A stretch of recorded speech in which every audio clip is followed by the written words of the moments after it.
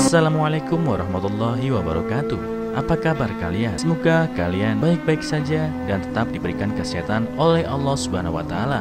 Bantu channel kami dengan cara subscribe dan tekan tombol lonceng kalian. Terima kasih. Semoga kisah ini bermanfaat. Dikisahkan seorang pria bernama Rudi. Dia adalah seorang pria yang telah menikah dan berkeluarga. Mereka telah dikaruniai seorang anak laki-laki bernama Iksan. Rudi bekerja sebagai penjahit.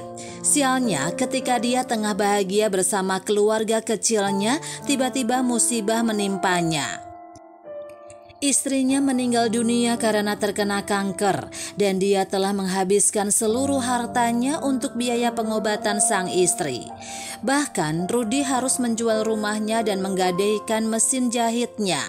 Kini Rudi tidak mempunyai tempat tinggal dan dia tidak bisa lagi bekerja sebagai seorang penjahit. Sebenarnya dia sangat ingin menyerah dengan kehidupannya, tapi dia telah berjanji kepada istrinya sekalipun segala miliknya hilang, masa depan Iksan tidak boleh sampai hilang. Karena itulah Rudi terus berjuang dalam hidupnya untuk memperoleh masa depan yang lebih baik. Suatu sore Rudi mengajak Iksan ke sebuah toko milik Harry, adik Rudi. Alasan Rudi ke sana adalah mengungsi untuk sementara waktu. Melihat kondisi kakak dan keponakannya yang memprihatinkan, Harry pun langsung mengajak mereka ke rumahnya. Namun sayangnya Harry ini sama-sama orang tidak mampu, di mana dia hanya memiliki rumah yang sangat sempit dan kumuh. Ditambah lagi niat baiknya tidak disambut dengan baik oleh sang istri dan perdebatan rumah tangga pun terjadi di depan Rudi dan Iksan. Mendengar hal itu sebenarnya membuat Rudi sungkan untuk mengungsi di rumah Harry, tapi dia tidak mempunyai pilihan lain. Setelah beberapa menit akhirnya Harry berhasil meyakinkan istrinya untuk menampung mereka berdua.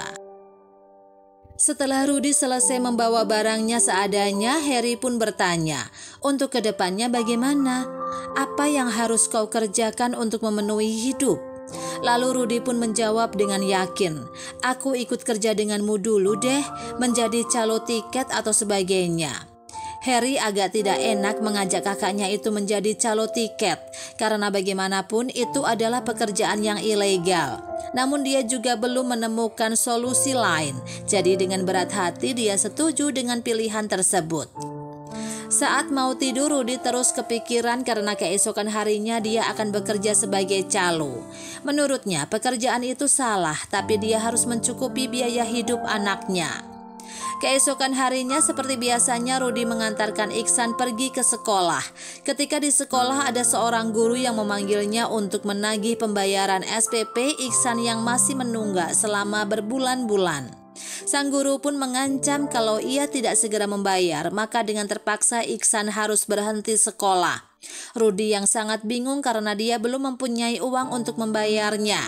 Ia pun mencoba membujuk guru tersebut dan meminta perpanjangan waktu lagi, dan dia mendapatkan waktu 2 minggu. Setelah itu dia langsung pergi bekerja sebagai calo bersama Harry. Awalnya dia kebingungan, tapi lambat laun dirinya menjadi terbiasa.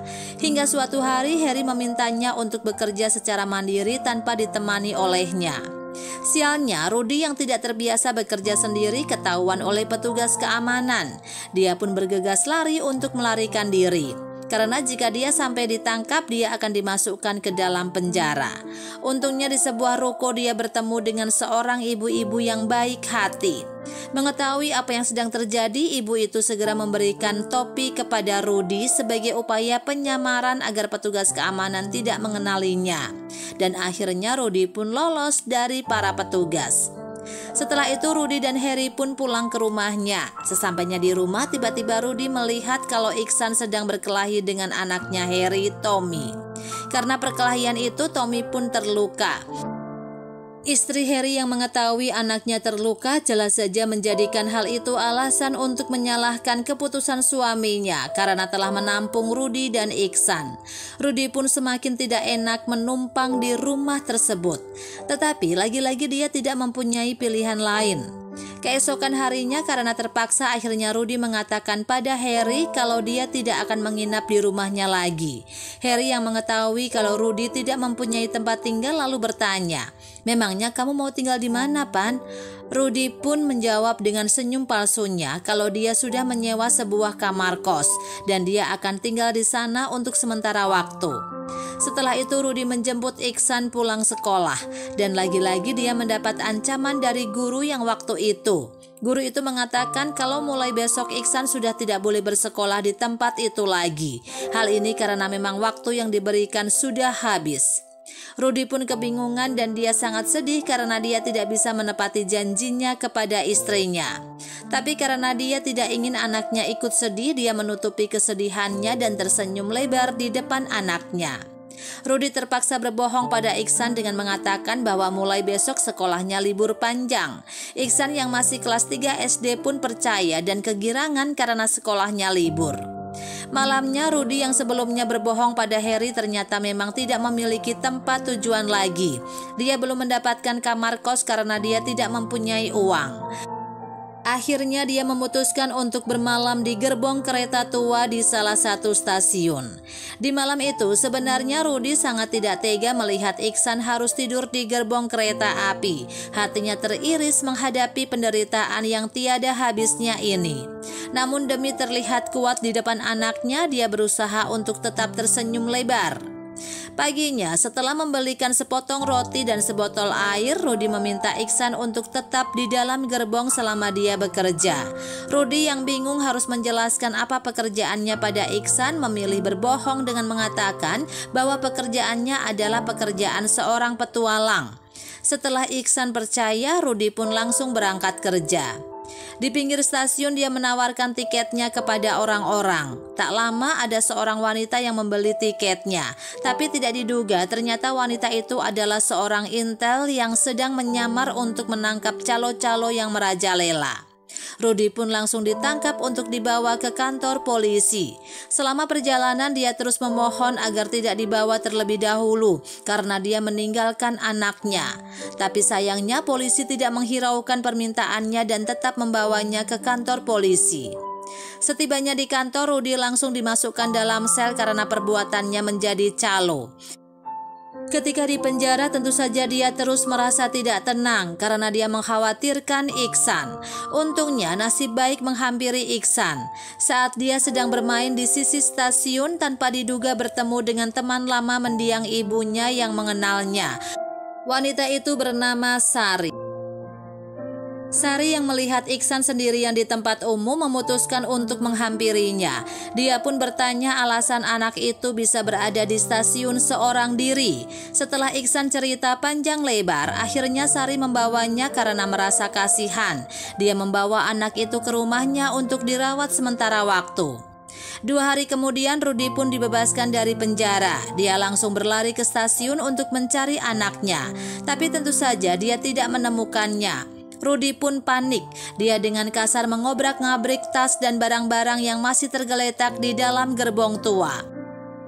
Kemudian setelah hampir putus asa, tiba-tiba dia menemukan secari kertas. Di atas kertas itu terdapat tulisan, "Pak, Iksan tunggu Bapak tak pulang-pulang. Jadi Iksan ikut Tante Sari sambil menunggu Bapak pulang." Setelah membaca surat itu, tanpa babi bu, Rudy pun segera berlari menuju rumah Sari. Sesampainya di sana, Sari pun langsung memarahi Rudy karena dia meninggalkan anaknya sendirian. Tapi Rudy hanya tersenyum getir sambil memeluk Iksan. Setelah bercerita panjang lebar pada Sari, akhirnya Rudy sadar kalau menjadi calo adalah hal yang salah. Oleh karena itu, keesokan harinya Rudy memilih untuk bekerja sebagai kuli bangunan. Tapi di sisi lain dia bingung harus menitipkan anaknya di mana ketika dia sedang bekerja, karena jam kerja kuli bangunan membutuhkan waktu seharian. Untungnya Sari yang memiliki usaha penitipan anak menawarkan bantuannya untuk menitipkan Iksan padanya selama ayahnya bekerja. Dan Rudy pun setuju dengan syarat jika nantinya dia sudah punya uang akan mencicil biayanya. Awalnya Sari menolak, tapi karena Rudy bersikeras akhirnya dia setuju. Hari-hari berlalu, Iksan semakin akrab dengan Sari. Begitu pula Sari yang selama ini memilih untuk hidup melajang. Rudi pun mulai nyaman dengan pekerjaan barunya. Hingga suatu hari Sari mengetahui kalau Rudi memiliki kemampuan menjahit. Dia pun memutuskan untuk mengenalkan pria itu pada kenalannya Pak Kris, yang mana Pak Kris adalah seorang bos yang memiliki usaha di bidang pembuatan jas. Tanpa berpikir panjang, Rudi pun langsung setuju untuk bertemu Pak Kris, dan nasib baik sedang berpihak padanya. Kebetulan Pak Kris sedang membutuhkan seorang penjahit, sehingga saat itu juga Rudi langsung diterima untuk bekerja dengannya. Rudi pun sangat senang karena menjahit adalah salah satu keahliannya. Malam harinya Rudi mengajak Iksan dan Sari untuk makan malam, merayakan kembalinya harapan hidupnya yang selama ini hilang. Bahkan dia sampai menghabiskan sebagian gaji yang dia dapat dari pekerja sebagai kuli bangunan. Seusai makan malam, tanpa diduga Iksan bertanya pada Sari, apakah malam ini dia bahagia bisa keluar bersama ayahnya? Sari pun menjawab bahwa dirinya sangat bahagia bisa makan malam bersama mereka berdua. Seketika itu Rudi tersenyum dan berpikir mungkin saja Sari bisa menjadi sosok pengganti istrinya, karena anaknya juga sudah nyaman dengan Sari. Namun dia belum berani menyimpulkan dan membiarkan waktu yang menjawab. Hari-hari Rudi kini penuh dengan harapan dan tujuan. Dia pun bekerja sebagai penjahit yang handal. Bahkan di antara penjahit lainnya, dia adalah salah satu yang terbaik. Hal itu juga diakui oleh atasannya dan teman-temannya yang lain. Pak Kris yang mengetahui kalau Rudi ini memiliki keahlian yang luar biasa di bidang menjahit, mengajak atasannya untuk melihat hasil pekerjaan Rudi. Dan benar saja, atasannya itu langsung tertarik dalam sekali lihat. Bahkan dia langsung memberikan kartu namanya dan menawarkan kerjasama pada Rudi. Tanpa pikir panjang, Rudi pun langsung menyetujui hal tersebut. Beberapa bulan kemudian, dengan keahlian dan kejujurannya, Rudi akhirnya berhasil bangkit kembali, bahkan lebih sukses dari sebelumnya. Iksan juga bisa kembali bersekolah di tempat yang lebih baik. Tak lupa Rudi mengangkat Heri sebagai asistennya karena adiknya itu salah satu orang yang berjasa dalam hidupnya. Tak hanya itu, dengan ekonomi yang stabil dan berkat dorongan dari Iksan, akhirnya Rudi memberanikan diri melamar Sari menjadi istrinya. Sari yang sudah terlanjur nyaman dengan Rudi dan Iksan dengan senang hati menerima lamaran tersebut. Suatu malam, Rudi tengah duduk di ujung kamarnya sembari memegang foto mendiang istrinya. Lalu dalam hening malam dia berkata, "Sayang, akhirnya aku bisa menepati janjiku. Kini aku telah bangkit kembali. Aku harap kamu tenang di sana melihat anak kita bahagia." Dari kisah Rudi kita dapat belajar bahwa kehidupan seperti roda yang berputar. Kadang kita berada di atas, kadang juga berada di bawah. Yang terpenting adalah bagaimana usaha kita agar roda tersebut terus berputar. Rudi mengajarkan kita untuk kuat, bahkan di saat kondisi terpuruk sekalipun. Hidupnya memang susah, tapi dia tak pernah menyerah. Dan dengan keyakinan tersebut, Rudi berhasil membuktikan dirinya bisa sukses dan memulai hidup baru dengan harapan dan tujuan baru. Jika kalian merasa hidup seperti mimpi buruk, tenang saja, karena suatu hari kalian akan terbangun dari mimpi buruk tersebut. Jadi jangan menyerah dan tetaplah percaya bahwa setelah ada kesulitan pasti ada kemudahan. Nah, bagaimana menurut kalian?